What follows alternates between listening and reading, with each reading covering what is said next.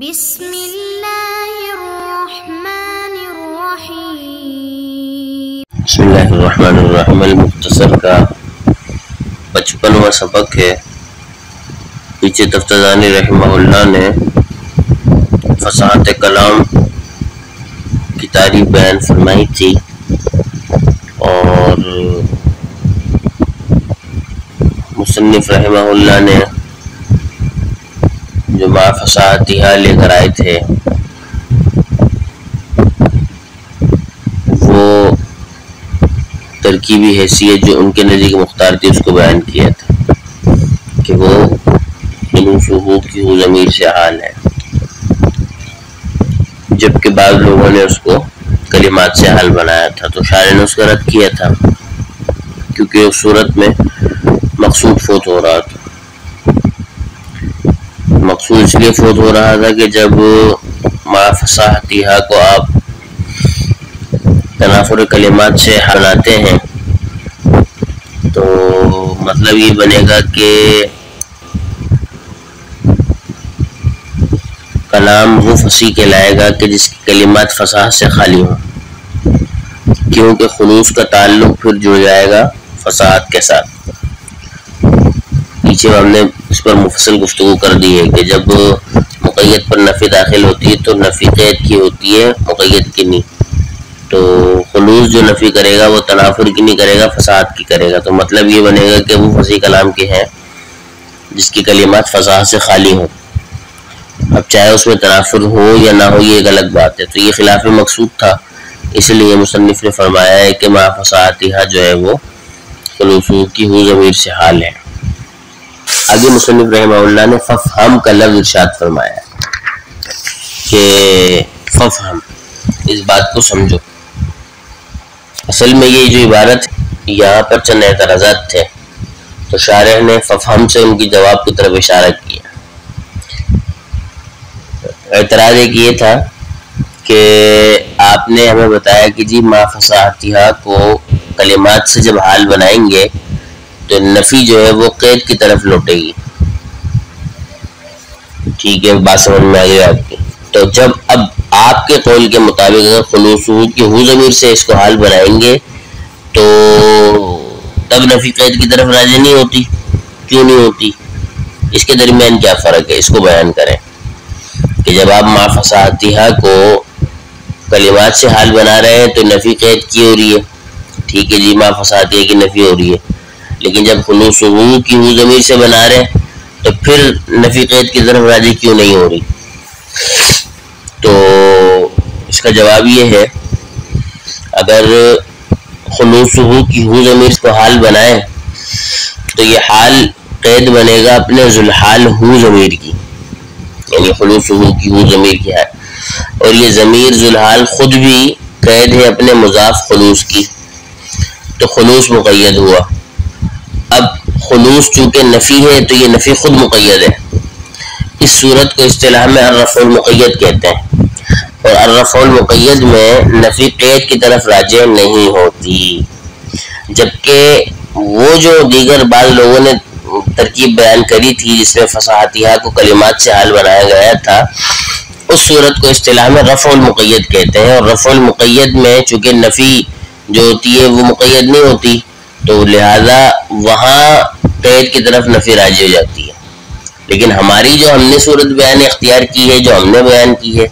تو خلوصہ میں ہو ضمیر کا جو ہم نے اس کو ذوالحال بنایا ہے تو اصل میں یہ اصطلاح میں رفع المقید والی صورت ہے۔ یہاں خلوص چونکہ نفی خود مقید ہے لہذا یہاں پر نفی قید کی طرف راجع نہیں ہو رہی، لیکن دوسری صورت میں نفی مقید نہیں ہے تو لہذا اس کی جو نفی ہے وہ خود قید کو اڑا رہی ہے، فساد کو اڑا رہی ہے، اس لیے وہ خرابی لازم آ رہی تھی۔ دوسرا سوال یہ تھا کہ یہ قاعدہ جو ہے جو آپ بیان کر رہے تھے، ہمیں بیان کر رہے ہیں بار بار کہ نفی جب مقید پہ داخل ہوتی ہے تو قید کی طرف راجع ہوتی ہے، اور لہذا ما فصاحتها کو اگر کلمات سے حال بنائیں گے تو قید کی طرف راجع ہونے کی وجہ سے خلوص جو ہے فساد کو اڑا رہا ہے، خلاف مقصود ہو رہا ہے۔ یہ جو آپ ہمیں قاعدہ بیان کر رہے ہیں یہ تو قاعدہ اکثری ہے، قاعدہ کلیہ نہیں ہے، اور قاعدہ اکثریہ کے خلاف بھی بعض اوقات ہو جاتا ہے، لہٰذا ہم یہ کہہ سکتے ہیں کہ جو ہماری بیان کردہ ترکیب تھی،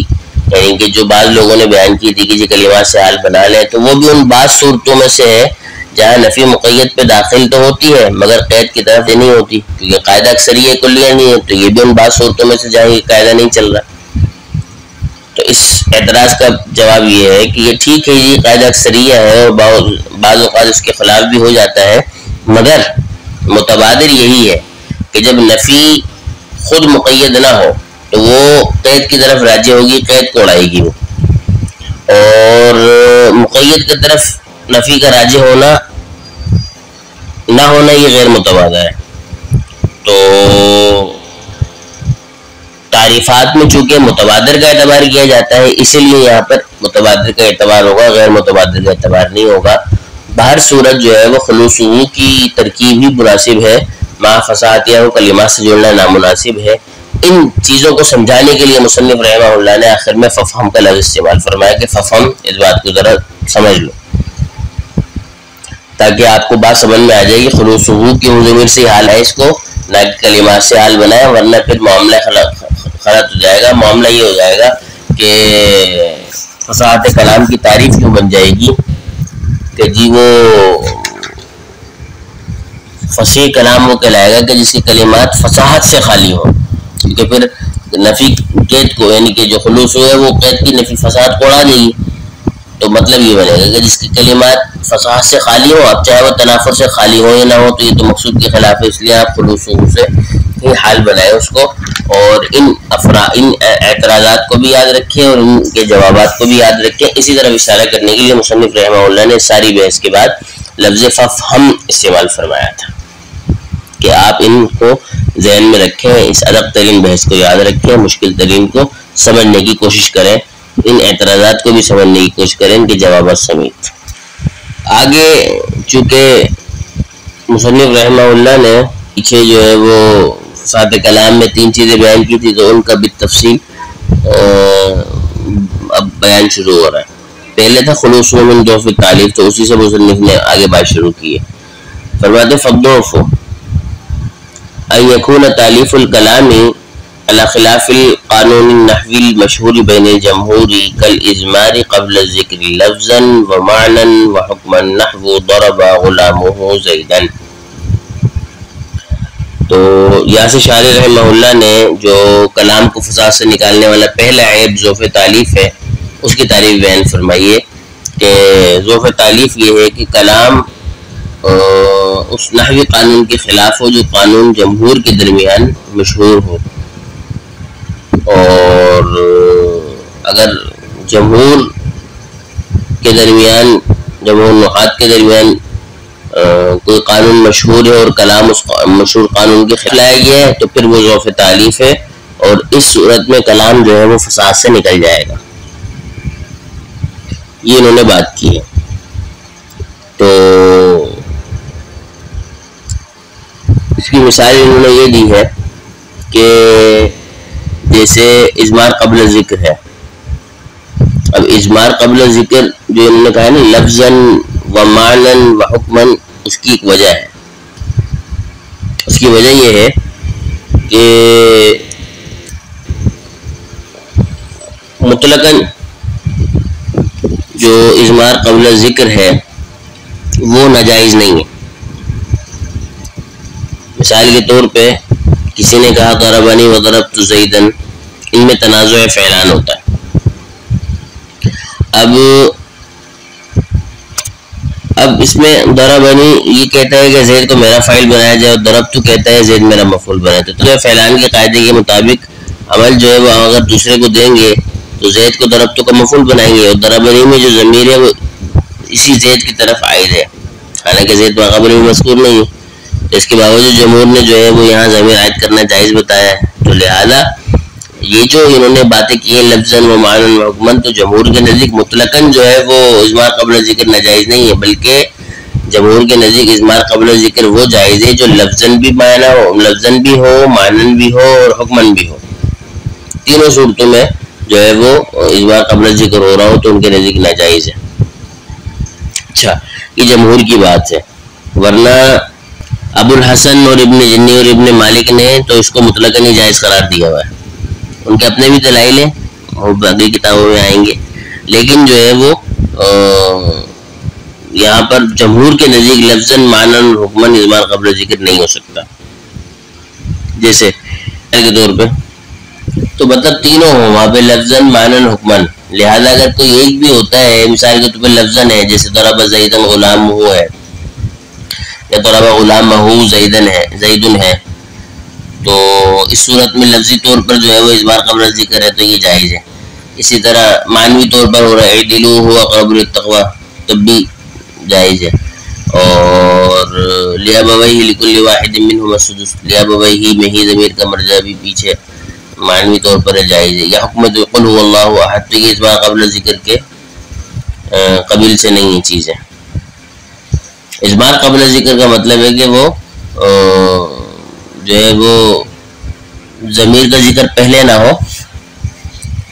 مرجع کا ذکر پہلے نہ ہو اور ضمیر لے آئی جائے، تو اسے کہتے ہیں اضمار قبل ذکر، کہ پیچھے مرجع کا ذکر ہے نہیں اور اس کی طرف آپ ضمیر لٹا رہے ہیں. تو وہ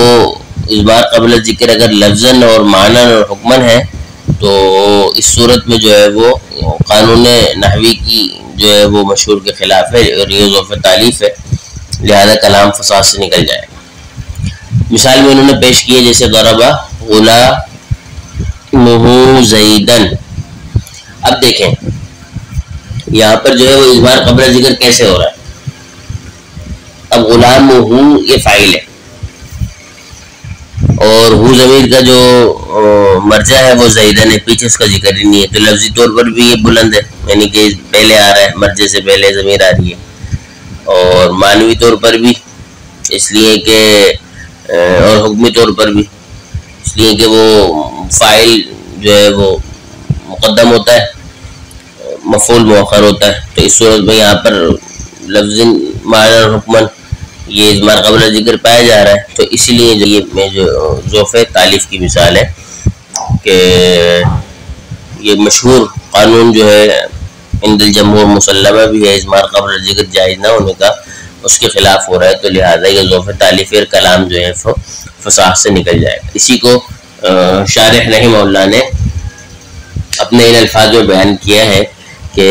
فالضعف ان یکون تالیف الکلام، ضعف کیا ہے کہ ضعف تالیف کیا ہے کہ ہو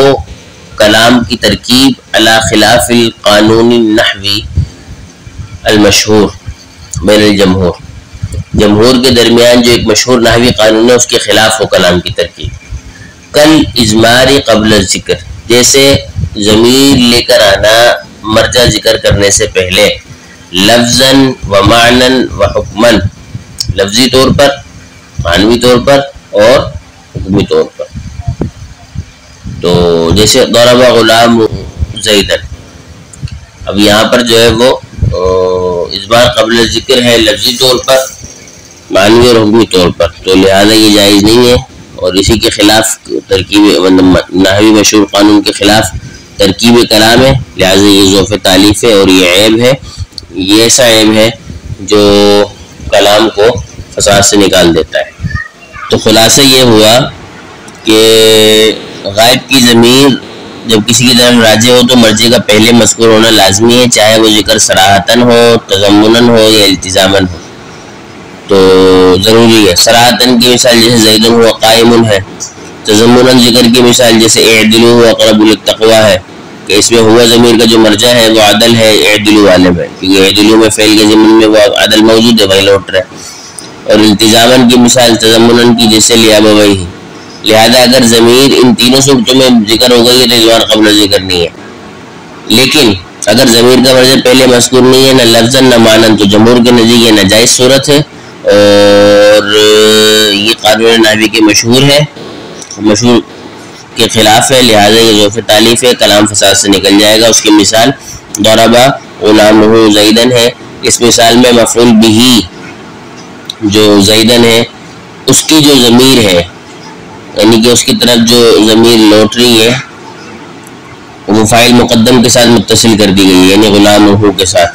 تو چونکہ اس میں اضمار قبل ذکر ہے جو کہ جمہور کے نزدیک مسلمہ قانون کے خلاف ہے، لہذا یہ ضعف تالیف ہے جس کی وجہ سے یہ کلام غیر فصیح ہے، کلام فضا سے نکل جائے گا. اسی کو شارح نے یہاں بیان کیا ہے. اور اللہ تبارک و تعالی جو ہے ہمیں اس کو سمجھنے کی توفیق عطا فرمائے. وما توفیق الا باللہ.